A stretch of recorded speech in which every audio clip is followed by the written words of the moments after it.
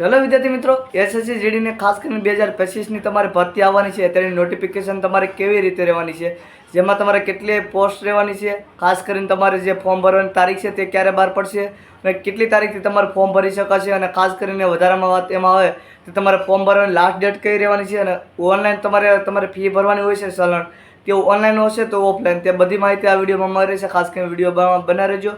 Video પસંદ આવે તો વિડીયોને લાઈક કરજો અને ચેનલને સબસ્ક્રાઈબ કરજો. સૌપ્રથમ વાત કરવામાં આવે તમારી એસએસસી જીડીની ભરતી છે, તેમાં ખાસ કરીને જગ્યા છે પોસ્ટ તે 35,000 અરાઉન્ડ તમારી વેકેન્સી છે તે આવવાની છે.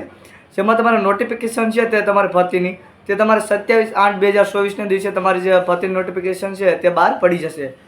તમારે એપ્લિકેશન છે એપ્લી કરવાની ડેટ છે તે કઈ રહેવાની છે, એપ્લી કરવાની ડેટ છે તે 27/8 તમારે છે તે એપ્લી કરવાની ડેટ રહેશે.